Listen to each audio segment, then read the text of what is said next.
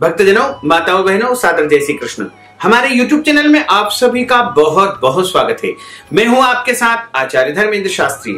आज हम आपको संतान सप्तमी की दिव्य और ज्ञानमयी कथा सुनाने जा रहे हैं। बड़ी ही ज्ञानवर्धक कथा है और इस कथा को आप अंत तक जरूर सुनिएगा। साथ ही संतान सप्तमी की कथा सुनने से संतान सप्तमी के व्रत का संपूर्ण फल प्राप्त हो पाएगा। यदि आप किसी कारणवश व्रत नहीं कर पाते हैं या पूजन नहीं कर पाते हैं या फिर संतान सप्तमी का नियम पालन नहीं कर पाते हैं और आप चाहते हैं कि आपके संतान की उत्पत्ति हो या फिर आपके संतान की उन्नति हो जाए और संतान की प्राप्ति हेतु तथा संतान की सुख शांति और समृद्धि के लिए इस कथा को जरूर सुनना चाहिए। यदि आप इस व्रत को करके पूजन पाठ करना चाहते हैं और संपूर्ण नियम पालन करना चाहते हैं, आपके लिए हमने एक वीडियो प्रस्तुत किया है, उसको आप जरूर देखिएगा और अधिक से अधिक लोगों को शेयर करिएगा। उसमें हमने संतान सप्तमी के व्रत की संपूर्ण जानकारी आपको प्रदान की है।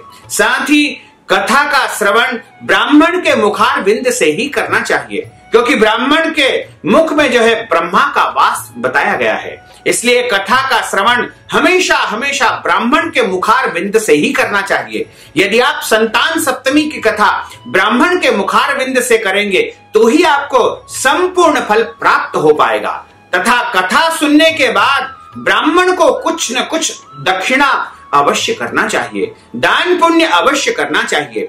जिस ब्राह्मण के मुखार बिंद से आप कथा सुनते हैं उनको नगद राशि के रूप में धन आप प्रदान कर सकते हैं, वस्त्र दान कर सकते हैं या फिर आप वस्त्र दान कर सकते हैं, ब्राह्मण भोजन करवा सकते हैं या फिर आप उनको फल का दान, मिठाई का दान या अन्य दान कर सकते हैं। लेकिन कथा सुनने के बाद आपको दान पुण्य अवश्य करना चाहिए, क्योंकि जब आप दान पुण्य करेंगे तो ही आपको कथा का संपूर्ण फल प्राप्त हो पाएगा।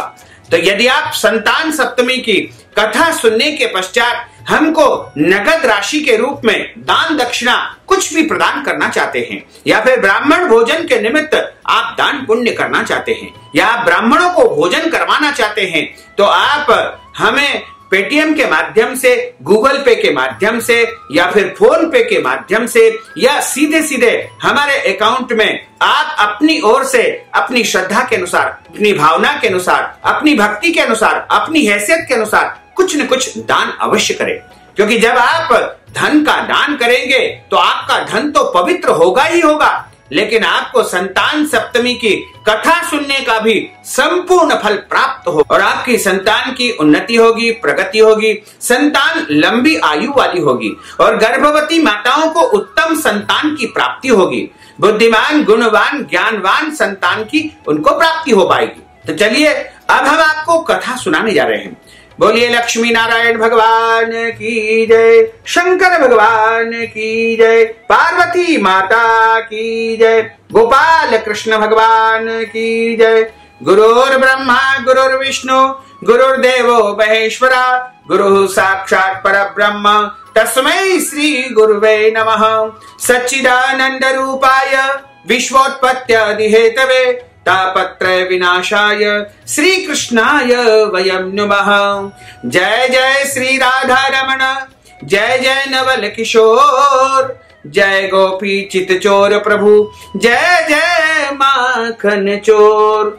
मात मेरी श्री राधिका, पिता मेरे घनश्याम, इन दोनों के चरणन में मेरा बारंबार प्रणाम, मेरा बारंबार प्रणाम।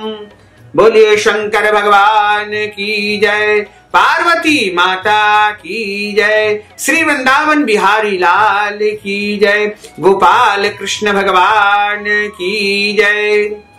एक दिन महाराज युधिष्ठिर ने भगवान कृष्ण से कहा कि हे प्रभु, कोई ऐसा उत्तम व्रत बताइए जिसके प्रभाव से मनुष्यों के अनेक सांसारिक क्लेश दुख दूर होकर के वे पुत्रवान हो जाए, पौत्रवान हो जाए तथा उनके संतान की उन्नति हो, संतान की प्रगति हो और संतान जो उनको प्राप्त हो वह गुणवान हो, बुद्धिमान हो, ज्ञानवान हो और सभी प्रकार की उनकी इच्छाएं पूर्ण हो जाए। यह सुनकर के भगवान बोले कि हे राजन, तुमने संसार के कल्याण के लिए, भक्तों के कल्याण के लिए बहुत ही उत्तम और श्रेष्ठ प्रश्न किया है। मैं तुमको एक पौराणिक इतिहास सुनाता हूं, ध्यान पूर्वक सुनो। एक समय की बात है, लोमस ऋषि ब्रजराज की मथुरा नगरी में वसुदेव तथा देवकी के समीप पहुंचे। क्योंकि कंस ने मथुरा में देवकी और वसुदेव को कारागृह में बंद कर दिया था और कारागृह के पास लोमस ऋषि पहुंच गए और लोमस ऋषि के दर्शन को प्राप्त करके देवकी और वसुदेव अत्यधिक प्रसन्न हुए तथा उन्होंने कारागृह के समीप आकर जो है लोमस ऋषि के चरण धोए और चरण से अपनी उस कारागृह की जो कुटिया थी, जो स्थान था, उसको पवित्र किया और उसके बाद जो है उनको प्रणाम किया और प्रणाम करके उनका आशीर्वाद लिया। प्रसन्न होकर के उनको कथा सुनाने लगे और लोमस ऋषि कहते हैं कि हे देवकी, दुष्ट दुराचारी पापी कंस ने तुम्हारे कई पुत्रों को मार डाले हैं, जिसके कारण तुम्हारा मन अत्यंत दुखी है। इसी प्रकार राजा नहुष की पत्नी चंद्रमुखी भी बहुत दुखी रहा करती थी, किंतु उसने संतान सप्तमी का व्रत विधि विधान से किया था, जिसके प्रताप से उसको उत्तम संतान की प्राप्ति हो पाई थी। यदि तुम भी चाहती हो कि तुम्हारे घर उत्तम और श्रेष्ठ पुत्र की प्राप्ति हो जाए, अच्छी संतान तुम्हें प्राप्त हो, तो तुमको भी संतान सप्तमी का व्रत करना चाहिए। और यह सुनकर के देवकी ने हाथ जोड़ करके लोमस ऋषि को प्रणाम किया और कहा कि हे ऋषिराज, कृपा करके मुझे रानी चंद्रमुखी का संपूर्ण वृत्तांत सुनाइए तथा संतान सप्तमी के व्रत के विषय में विस्तार पूर्वक मुझे बताइए, क्योंकि मैं भी चाहती हूं कि मेरे इस दुख से मुझे छुटकारा मिल जाए और मुझे उत्तम संतान की प्राप्ति हो जाए। इस प्रकार निवेदन करने पर लोमस ऋषि ने कहा कि हे देवकी, ध्यान पूर्वक मैं आपको जो कथा सुनाने जा रहा हूं उसको मन लगा करके सुनना, क्योंकि इस कथा को सुनने मात्र से तुम्हें जो है उत्तम संतान की प्राप्ति हो पाएगी। एक समय की बात है, अयोध्या नगरी के राजा नहुष थे। उनकी पत्नी का नाम चंद्रमुखी था। चंद्रमुखी अत्यंत ही सुंदर थी, कमल के समान मुख वाली और सती साध्वी स्त्री थी। उनकी अयोध्या नगरी में एक विष्णुगुप्त नाम का ब्राह्मण निवास करता था। उस ब्राह्मण की पत्नी का नाम भद्रमुखी था और वह भी अत्यंत रूपवान, गुणवान तथा सुंदरी थी। रानी और ब्राह्मणी में अत्यंत प्रेम था। एक दिन वे दोनों सरयू नदी के किनारे पर स्नान करने गई और वहां पर उन्होंने देखा कि अन्य बहुत सी स्त्रियां सरयू नदी में स्नान करके निर्मल वस्त्र पहन करके एक मंडप में शंकर भगवान तथा माता पार्वती की मूर्ति स्थापित करके विधिवत पूजन पाठ कर रही है। रानी और ब्राह्मणी ने यह देख करके उन सभी स्त्रियों से पूछा कि बहनों, आप यहाँ पर किस देवता की पूजन कर रही हो तथा किस कारण से इनका पूजन कर रही हो, और कृपा करके हम सुनना चाहती है कि आप इस पूजन से क्या प्राप्त करना चाहती हो। यह सुनकर के स्त्रियों ने कहा कि हम आज संतान सप्तमी का पूजन कर रही हैं, क्योंकि संतान सप्तमी का व्रत हमें संतान प्राप्ति के लिए हम कर रहे हैं और भगवान शिव तथा माता पार्वती का पूजन चंदन, अक्षत आदि षोडशोपचार विधि से किया है और यह सब जो है पुनीत व्रत का ही संपूर्ण विधान है और संतान सप्तमी के व्रत में यह सब विधान किया जाता है, क्योंकि संतान सप्तमी का व्रत करने से और पूजन करने से उत्तम संतान की प्राप्ति होती है। यह सुनकर के रानी और ब्राह्मणी ने भी इस व्रत को करने का मन ही मन संकल्प कर लिया और घर आकर के वापस लौट आई। ब्राह्मणी भद्रमुखी तो इस व्रत को नियम पूर्वक करती रही, किंतु रानी चंद्रमुखी राजमद में, यानी राजमद का उनको अहंकार था। इस कारण कभी व्रत करती थी और कभी नहीं भी करती थी, कभी वो व्रत करना भी भूल जाती थी। कुछ समय बाद रानी चंद्रमुखी और भद्रमुखी जो ब्राह्मणी थी, उन दोनों का अंत समय आया और दोनों की मृत्यु हो गई। दूसरे जन्म में रानी चंद्रमुखी को बंदरिया का रूप लेना पड़ा और उस ब्राह्मणी को मुर्गी का जन्म लेना पड़ा, परंतु ब्राह्मणी मुर्गी की योनि में भी कुछ नहीं भूल पाई थी और भगवान शंकर तथा माता पार्वती का ध्यान करती रही। उधर जो रानी बंदरिया बन गई थी, वह सब कुछ भूल चुकी थी। थोड़े समय बाद दोनों ने यह देह त्याग कर दिया। अब इनका तीसरा जन्म मनुष्य योनि में हुआ। उस ब्राह्मणी ने एक ब्राह्मण के घर कन्या का रूप में जन्म लिया। उस ब्राह्मण कन्या का नाम भूषण देवी रखा गया तथा विवाह गोकुल निवासी अग्निशील ब्राह्मण के साथ में कर दिया गया। भूषण देवी इतनी सुंदर थी कि वह आभूषण रहित होते हुए भी अत्यंत सुंदर लगती थी। कामदेव की पत्नी रति भी उसके सम्मुख लजाती थी। भूषण देवी के अत्यंत सुंदर सर्वगुण संपन्न चंद्रमा के समान धर्मवीर कर्मनिष्ठ सुशील स्वभाव वाले 8 पुत्र उत्पन्न हुए। यह सब शिव जी के व्रत का पुण्य फल उसे प्राप्त हुआ। दूसरी ओर शिव जी के पूजन से शिव जी से विमुख होकर के रानी के गर्भ में अभी तक कोई पुत्र नहीं प्राप्त हुआ। वह निसंतान होकर के दुखी रहने लगी। रानी और ब्राह्मणी में जो प्रीति पहले जन्म में थी वह अभी भी लगातार कायम थी, क्योंकि रानी वहां के राजा की पत्नी के रूप में अगले जन्म में आई थी और ब्राह्मणी और रानी में अत्यधिक प्रेम था। रानी जब वृद्धावस्था को प्राप्त होने लगी तब उसके गूंगा, बहरा तथा बुद्धिहीन अल्प आयु वाला एक पुत्र हुआ। वह 9 वर्ष की आयु में इस क्षण भंगुर संसार को छोड़ करके मृत्यु को प्राप्त हो गया। अब तो रानी पुत्र शोक से अत्यंत दुखी होकर के व्याकुल रहने लगी, चिंता करने लगी। देवयोग से भूषण देवी ब्राह्मणी रानी के यहाँ अपने पुत्रों को लेकर के पहुंची। रानी का हाल सुनकर के उसे बहुत दुखी हुआ, क्योंकि उसके यहाँ रानी के यहाँ कोई पुत्र न होकर के ब्राह्मणी को भी बड़ा दुख हुआ। इससे किसी का क्या वश था, क्योंकि परमात्मा की कृपा से ही संतान की प्राप्ति होती है। कर्म और प्रारब्ध में लिखे को स्वयं ब्रह्मा भी नहीं मिटा सकते हैं। रानी कर्मच्युत थी, क्योंकि उसने जो है संतान सप्तमी का व्रत लेकर के भगवान का पूजन अर्चन त्याग कर दिया था, व्रत भी नहीं किया था।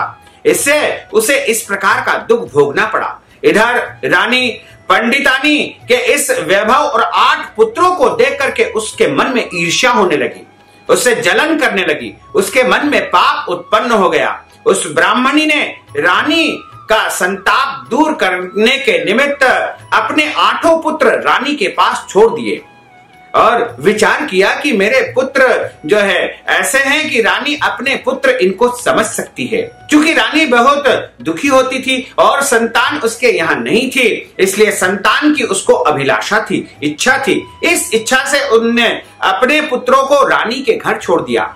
रानी ने पाप के वशीभूत होकर के उन ब्राह्मणी के पुत्रों की हत्या करने का विचार उसके मन में उत्पन्न होने लगा। उसके मन में जलन होने लगी कि मेरे यहाँ एक भी पुत्र अभी तक नहीं हो पाया। एक पुत्र हुआ था, उसकी भी अल्पायु में मृत्यु हो गई, और इस ब्राह्मणी को तो 8 पुत्र जन्म ले चुके हैं, तो क्यों ना इसके पुत्रों का मैं वध कर दूं, इनकी हत्या कर दूं। ऐसा विचार रानी के मन में उत्पन्न हुआ। उसके मन में पाप आ चुका था और उसने उन 8 बालकों को मारने के लिए लड्डू तैयार करवाए और उनमें जहर रख दिया गया। जहर मिला करके 8 बालकों को लड्डू खिला दिए, किंतु भगवान भोले बाबा की कृपा से एक भी बालक की मृत्यु नहीं हुई। यह देख करके तो रानी अत्यंत आश्चर्यचकित हो गई और विचार करने लगी कि मैंने तो जहर खिला करके इन बच्चों को मारना चाहा, लेकिन एक भी बच्चा नहीं मरा। और इस रहस्य का पता लगाने की उसने मन में ठान ली। भगवान की पूजा से निवृत्त होकर जब भूषण देवी आई तो रानी ने उससे कहा कि मैंने तेरे पुत्रों को मारने के लिए इनको जहर मिलाकर के लड्डू खिला दिए, किंतु इनमें से एक भी पुत्र तेरा नहीं मरा। तूने कौन सा ऐसा व्रत किया है, कौन सा दान किया है, कौन सा पुण्य किया है, कौन सा ऐसा व्रत किया है जिसके कारण तेरे पुत्रों की मृत्यु नहीं हुई और मेरे पुत्र मर जाते हैं, और तू नित्य सुख भोग रही है और संतान सुख तुझे निरंतर प्राप्त हो रहा है। तेरा बड़ा सौभाग्य है, इसका मैं भेद जानना चाहती हूँ। तू मुझे निष्कपट होकर के यह सब कुछ समझा, क्योंकि मैं चाहती हूँ कि तेरे पुण्य किस प्रकार वृद्धि को प्राप्त कर रहे हैं और तुझे संतान का यह सुख किस प्रकार प्राप्त हो रहा है। यदि ये सब कुछ मुझे बताएगी तो मैं तेरी ऋणी रहूंगी। रानी के दीन वचन को सुनकर के भूषण देवी ब्राह्मणी कहने लगी कि सुनो, तुमको 3 जन्म का हाल मैं अब बताने जा रही हूं, ध्यानपूर्वक सुनना। और पहले जन्म में तुम राजा नहुष की पत्नी थी और तुम्हारा नाम चंद्रमुखी था तथा मेरा नाम भद्रमुखी था। मैं ब्राह्मणी थी, तुम अयोध्या में निवास करते थे और मेरी और तुम्हारी बड़ी प्रीति थी। दोनों के बीच में बड़ा प्रेम था। एक दिन तुम दोनों सरयू नदी के किनारे पर स्नान करने पहुंची। वहां बहुत सी स्त्रियां संतान सप्तमी का व्रत करके भगवान शंकर तथा माता पार्वती का विधिवत पूजन अर्चन कर रही थी। और जो महिलाएं संतान सप्तमी का व्रत कर रही थी, उनके पास हम दोनों ने जाकर के उनसे पूछा था कि हे बहनों, तुम कौन सा व्रत कर रही है और इसके करने से क्या फल की प्राप्ति होती है, तथा उन्होंने संतान सप्तमी के बारे में हमको संपूर्ण विधान समझाया था। उसके बाद हम दोनों ने प्रतिज्ञा की थी कि आज से हम दोनों भी संतान सप्तमी का व्रत करेंगी। लेकिन तुम तो संतान सप्तमी का व्रत करना भूल गई और झूठ बोलने, झूठा संकल्प करने के कारण तुम्हें दोष लगा। और मैं निरंतर इस व्रत को नियम पूर्वक आज तक करती आ रही हूं और सदा मैंने इस व्रत का पालन किया है। कभी भी व्रत को मैंने खंडित नहीं किया है और आज भी निरंतर मैं करती आ रही हूं। दूसरे जन्म में तुमको बंदरिया का रूप प्राप्त हुआ और मैं मुर्गी बनी। भगवान शंकर जी की कृपा से, इस व्रत के प्रभाव से मुझे पूर्व जन्म की सारी बातें याद है और इस जन्म में मैं एक ब्राह्मणी पुनः बन गई और तुम सारी बातें भूल चुकी थी और अभी भी तुमको कुछ भी याद नहीं है। क्योंकि मैंने संतान सप्तमी के व्रत का पालन किया है, इसलिए मुझे 3 जन्मों का संपूर्ण हाल पता है। क्योंकि तुम इस जन्म में, तीसरे जन्म में पुनः रानी बन गई और मैं पुनः ब्राह्मणी बन गई। और मैं ये समझती हूं कि आज जो तुम्हारे जीवन पर संकट है, यानी तुमको संतान संबंधी जो पीड़ा हो रही है, उसका मात्र यही कारण है कि तुमने संतान सप्तमी के व्रत का अपमान किया है, झूठा संकल्प किया है, तुमने व्रत का कभी भी पालन नहीं किया है। इसका एकमात्र यही कारण है। इसलिए मैं कहती हूं कि तुम संतान सप्तमी का व्रत प्रारंभ कर दो और विधि विधान से यदि संतान सप्तमी का व्रत करोगी तो निश्चय ही तुम्हें भी संतान का सुख प्राप्त हो पाएगा। लोमस ऋषि कहते हैं कि हे देवकी, भूषण ब्राह्मणी के मुख से अपने पूर्व जन्म की कथा तथा व्रत संकल्प इत्यादि को सुनकर के रानी को पुरानी सभी बातें याद आ गई और पश्चाताप करने लगी कि भूषण ब्राह्मणी के चरणों में पड़ करके क्षमा याचना करने लगी और भगवान शंकर तथा माता पार्वती की अपार महिमा का गुणगान करने लगी, उनके गीत को गाने लगी। उसी दिन से रानी ने नियमानुसार संतान सप्तमी का व्रत प्रारंभ कर दिया, जिसके प्रभाव से रानी को संतान सुख प्राप्त हुआ तथा संपूर्ण सुखों को भोग करके वह रानी उत्तम संतान को प्राप्त करके अंत समय में शिवलोक को चली गई। भगवान शंकर के व्रत का ऐसा प्रभाव है कि पथभ्रष्ट मनुष्य भी अपने पथ पर अग्रसर हो जाता है और अनंत ऐश्वर्य भोग करके मोक्ष को प्राप्त करता है। लोमस ऋषि ने फिर कहा कि हे देवकी, इसलिए मैं तुमसे भी कहता हूं कि तुम भी इस व्रत का संकल्प करके अपने मन ही मन इस व्रत को पालन करो। इससे निश्चय ही तुमको संतान का सुख प्राप्त हो पाएगा, क्योंकि तुम्हारे जितने भी पुत्र जन्म ले रहे हैं उनको एक एक करके कंस निरंतर मारता जा रहा है। इतनी कथा को सुन करके देवकी हाथ जोड़ करके लोमस ऋषि से पूछने लगी कि हे ऋषिराज, मैं इस पुनीत उपवास को, इस व्रत को अवश्य ही करूंगी, किंतु आप इस कल्याणकारी एवं संतान सुख देने वाले व्रत का संपूर्ण विधि विधान नियम मुझे विस्तार पूर्वक समझाइए। यह सुनकर के ऋषिवर बोले कि हे देवकी, यह पुनीत उपवास भाद्रपद माह के शुक्ल पक्ष की सप्तमी तिथि को किया जाता है। इस दिन ब्रह्म मुहूर्त में उठ करके किसी नदी, तालाब, जलाशय में स्नान किया जाता है या अपने घर में भी तीर्थ जल से आप स्नान कर सकते हैं। निर्मल वस्त्र पहन करके भगवान शंकर तथा जगदम्बा पराम्बा पार्वती का पूजन अर्चन किया जाता है। लोमस ऋषि कहते हैं कि हे देवकी, इस पूजन में सबसे पहले गौरी गणेश और कलश का पूजन करने के बाद भगवान शंकर तथा माता पार्वती की स्थापना करके उनका पूजन करना चाहिए और इन प्रतिमाओं के सम्मुख सोने चांदी तारों का या फिर एक धागे का जो है गंडा तैयार करें। उस गंडे में 7 गठाने लगानी चाहिए और इसको धूप दीप अष्टगंध से पूजन करके अपने सीधे हाथ में बांधना चाहिए और भगवान शंकर से अपने मन की कामना करके प्रार्थना करनी चाहिए। उसके बाद 7 मालपुआ बना करके भगवान को भोग लगाए और 7 ही पुए तथा यथाशक्ति सोने चांदी अथवा अन्य धातु की अंगूठी बनवा करके जो है सबको एक पात्र में रख करके षोडशोपचार विधि से पूजन करके ब्राह्मण को ब्राह्मण भोजन के साथ साथ वह सोने चांदी के तार का या उसके निमित्त नगद राशि का दान करना चाहिए। यह दान किसी भी विद्वान ब्राह्मण को ही करना चाहिए। इससे आपको अभीष्ट फल की प्राप्ति होगी तथा आपकी संतान संबंधी समस्याओं का निदान आपको प्राप्त हो जाएगा और आपके घर में सुख आएगी, समृद्धि आएगी, वैभव आएगा। आपकी संतान लंबी आयु की होगी। इस प्रकार इस व्रत का पारायण करना चाहिए। प्रतिवर्ष भाद्रपद माह के शुक्ल पक्ष की सप्तमी तिथि के दिन इस व्रत का नियम पूर्वक पालन करने से मनुष्य के महिलाओं के जन्म जन्मांतर के पाप दोष नष्ट हो जाते हैं और मनुष्य को भाग्यशाली संतान की उत्पत्ति होती है तथा अंत समय में उसे शिव लोक की प्राप्ति होती है।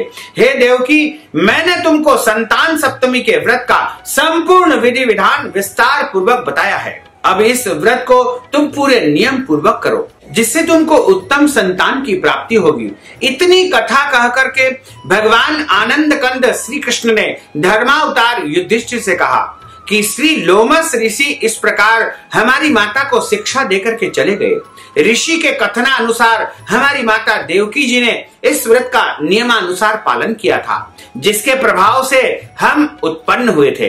यह व्रत विशेष रूप से स्त्रियों के लिए कल्याणकारी है परंतु पुरुषों को भी समान रूप से कल्याणदायक है। संतान सुख देने वाले, पापों का नाश करने वाला यह उत्तम व्रत है जिसे स्वयं भी करे और दूसरों से भी करवाए। नियम पूर्वक जो कोई भी इस व्रत को करता है और भगवान शंकर तथा माता पार्वती का पूजन सच्चे मन से करके आराधना करता है उसे निश्चय ही संतान की प्राप्ति हो जाती है तथा इस लोक में सुख भोग करके अंत में वह शिव लोक को प्राप्त कर लेता है।